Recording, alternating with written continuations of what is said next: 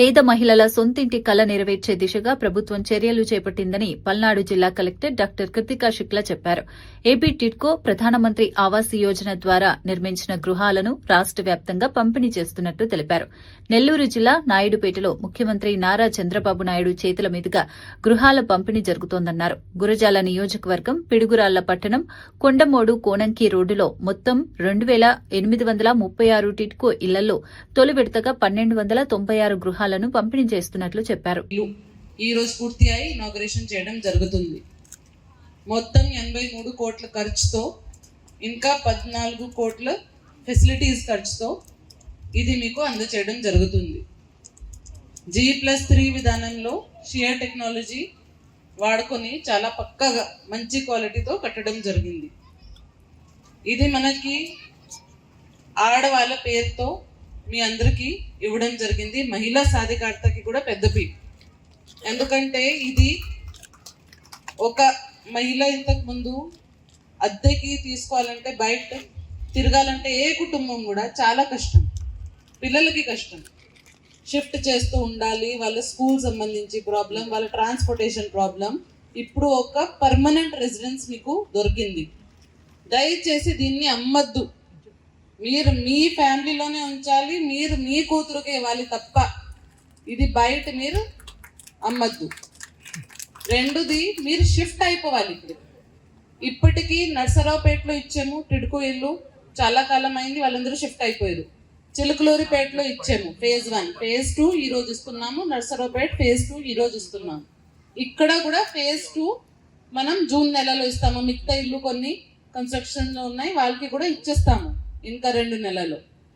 వినుకొండ, మాచర్ల, సత్తెనపల్లి కూడా almost complete అయినాయి, June నెలలో ఇచ్చేస్తాము. కానీ ముఖ్యంగా ఏం చూడాలంటే టిడ్కో ఇల్లు ఎక్కడెక్కడ ఇచ్చాము అక్కడ ఎక్కడెక్కడ లొకేషన్లో వెంటనే ఎవరు షిఫ్ట్ అయిపోయారో వాళ్ళకి బెనిఫిట్ వచ్చింది.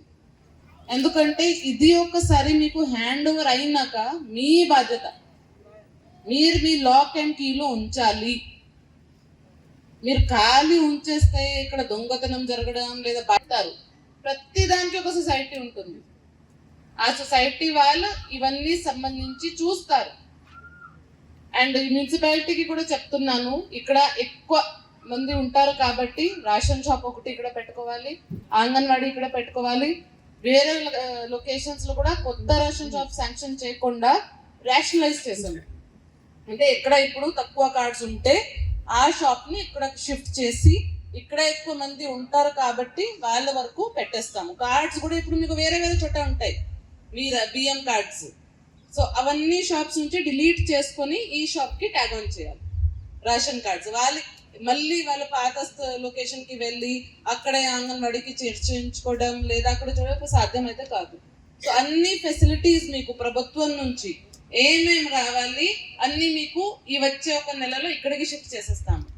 దాంతోపాటు మున్సిపాలిటీ నుంచి ఒక హెల్త్ కేర్ సెంటర్, ఇక్కడ ఒక పార్క్, ఒక కమ్యూనిటీ సెంటర్ కూడా CSR కింద లేదా వేరే దాని కింద కూడా శాంక్షన్ చేస్తాం. అంటే మీ పిల్లలకి ఎక్కువ దూరం వెళ్ళకుండా ప్రైమరీ స్కూల్ లాగా అంగన్వాడీ సెంటర్ లాగా కూడా ఏర్పాటు చేస్తాం. సో అన్ని ఫెసిలిటీస్ మీకు ఇక్కడ వచ్చేటట్టుగా చేయడానికి సిద్ధంగా ఉన్నాము.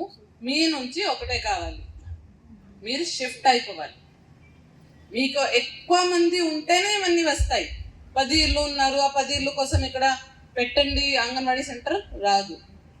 ఎక్కువ మంది ఉండి అందరూ దీనికి శానిటరీ వర్కర్ మీద సూపర్విజన్ అవన్నీ చేస్తేనే బాగుంటుంది.